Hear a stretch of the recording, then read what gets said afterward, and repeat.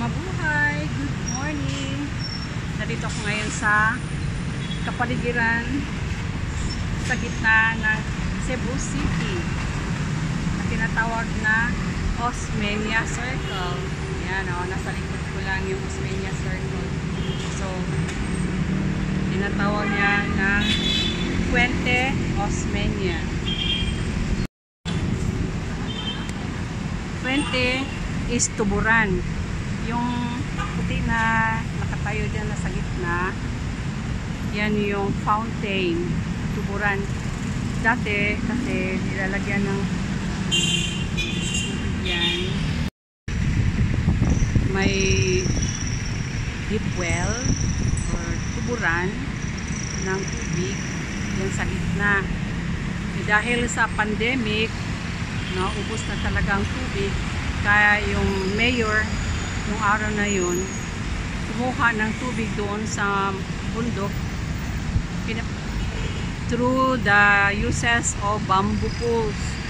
Kaya mayroon tubig din na lagyan dyan.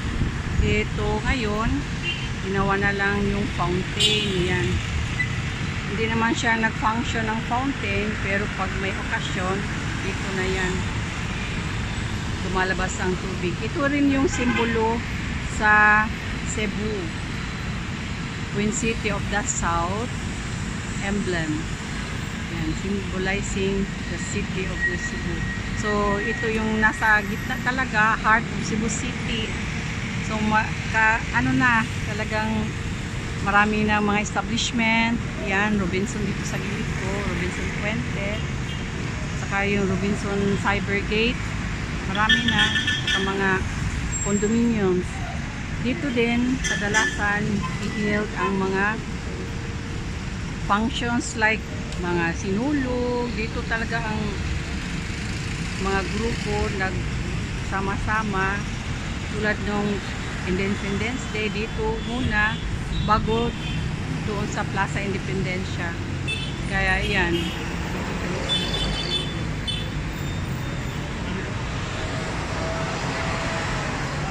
Dati yung Soto College, mga nurses home or nurses home yan. Ngayon iba na. Yung Soto pa rin, Southern Island Hospital ang tinatawag. Yung building na yan, bago yung pinatayo. Southern Island Hospital, pero ngayon doon Visite Soto Memorial na siya. Iba na ngayon. So mayroon ng pagbabago dito. Ito pa sa Puente Osmeña, yung mahabang road, Puente Osmeña Boulevard na siya. Ito na ang Osmeña Boulevard, dati Jones Avenue. So meron ding hotel dito, nasa yung Crown Regency. So malaki ang pagbabago. Ito yan, nag-umpisa pa lang yan. Sooner meron ng LRT dito. Ginawa pa lang.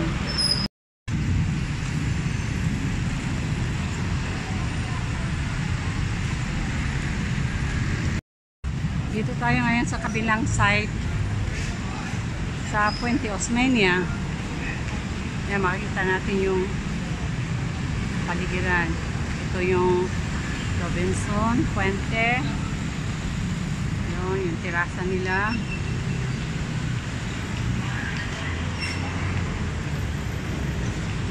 Sa kabilang side, dati makita natin yung Jones Avenue.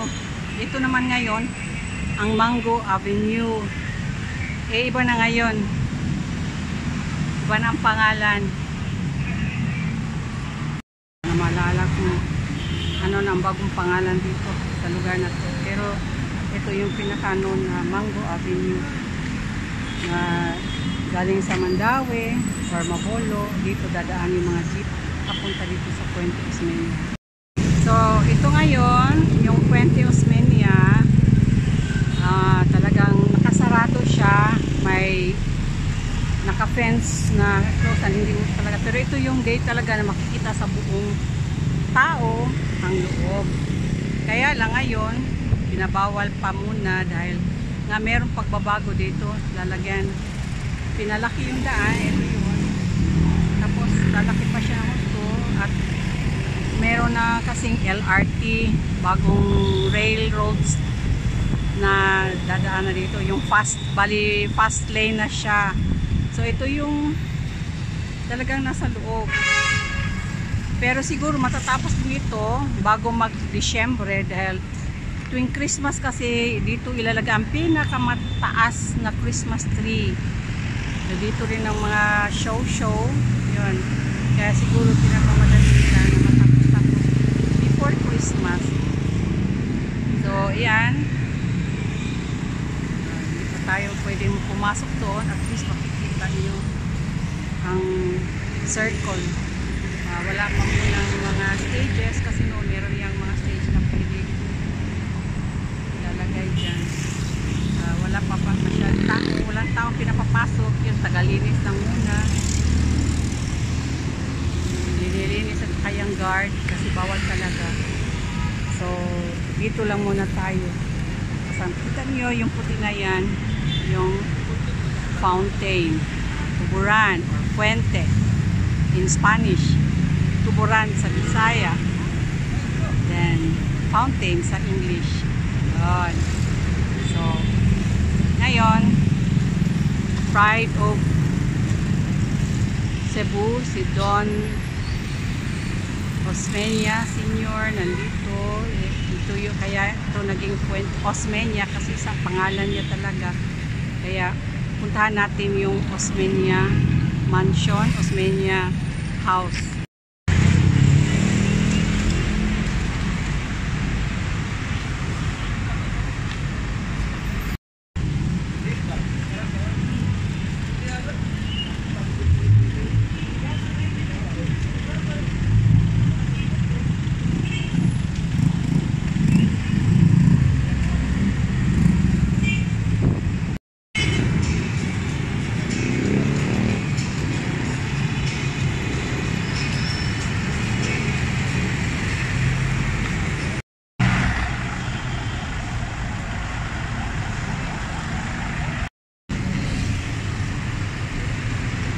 Napaligiran sa mga matataas na building side. Ayan. Maraming parang spider net yung mga daan.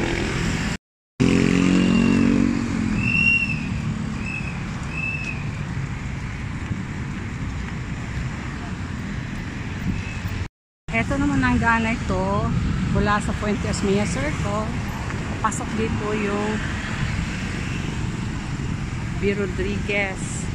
Dito naman yung tinatawag natin pinakamaluma Southern Island Hospital. Ngayon BSMC na, BCP Soto Memorial Center. Yan, medical center pala, sorry, Memorial Medical Center. So tara, let's magpa-check up na tayo dito. Oops, take note, kung magpa-check up kayo, kailangan maaga kayong pumunta dyan. Kung check up lang, yung pasyente nyo, huwag mo na yun yung dadalhin. Kuha muna kayo ng number, pagkatapos i-register nyo pa. So kailangan hindi nyo dadalhin muna yung pasyente, kayo muna ang una. Yung pasyente mauna na kontagal matapos. Kailangan kumain muna ng husto kasi matagalan talaga ang doktor pag-assist sa inyo. Kasi maraming pasyente, hindi lang 2,000 araw-araw yan. Pag lumampas kayo sa mga gabi na kayo, wala na yung number nyo, bukas na naman. So take note kung magpa-check up kayo.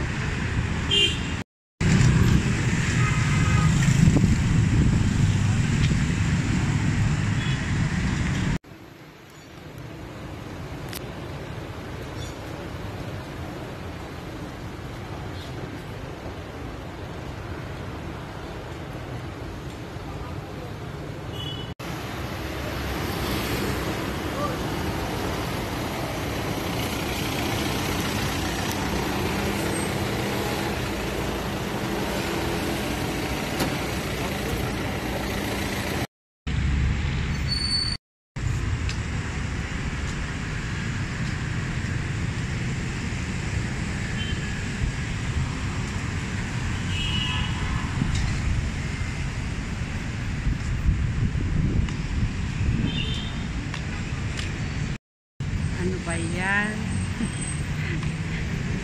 Kasi bakbak sa daanan. Ayan, nakita nyo na maraming pagbabago. Ayan. Hindi pa masyadong maganda paligid. Ganito yon sa Puente Osmeña ngayon, papuntang Jones Avenue or Osmeña Boulevard. Mga next year yan, papakita ko sa inyo ang bagong Osmeña Puente. Sa ngayon, ito muna ipakita ko sa inyo na talagang nilililit. Lagyan ng bagong simento, tundaan, may bagong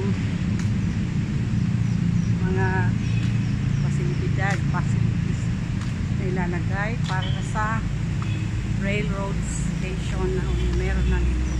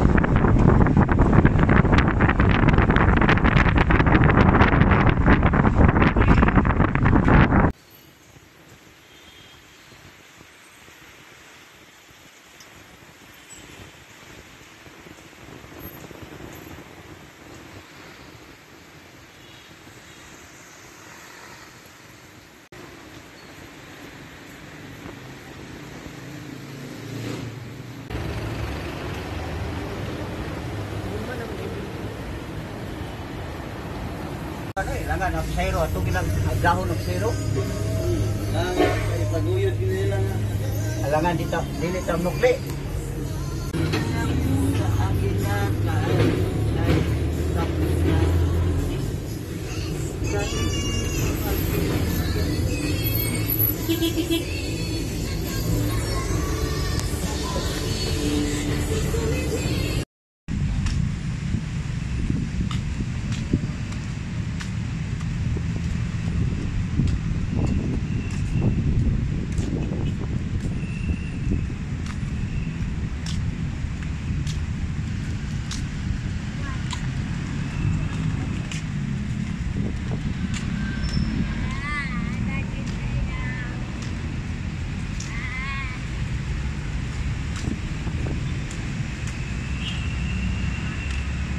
Malapit lang dito yung bahay ni Don Osmeña, Sergio Osmeña Sr.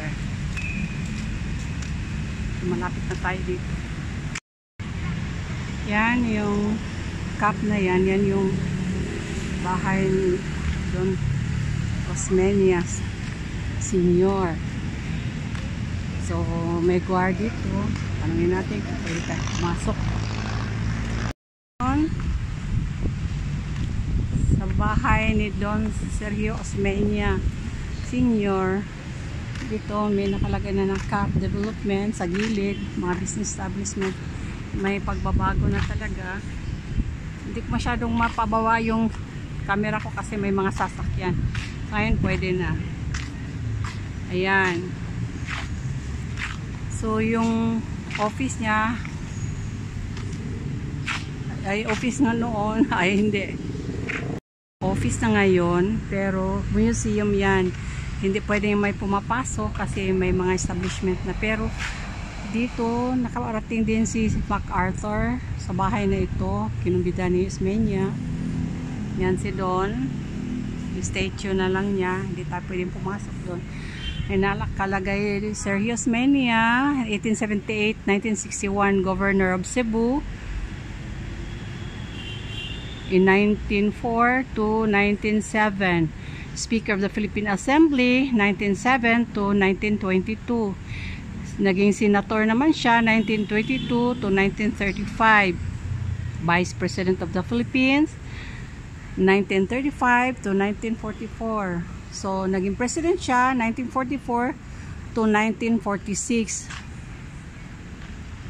So si Don Sergio Osmeña, Vice President siya dati, and first Filipino Secretary of Education under the Commonwealth in 1935. Then democracy would be served by widening the education base. He therefore started building more schools, hiring more teachers, and getting students to enroll. Lower grades started in Filipinizing textbooks. He emphasized adult education in spite of insufficient funds to local number of children's school nearby. So outbreak of the war in 1942. 1949. Ano ba yan? Mali-mali. Sorry. Ayun. So, salamat sa Diyos. Nakarating ako dito na talagang mahal namin siya. Tinaguri ang tawag na Old Man and a Pride of Cebu.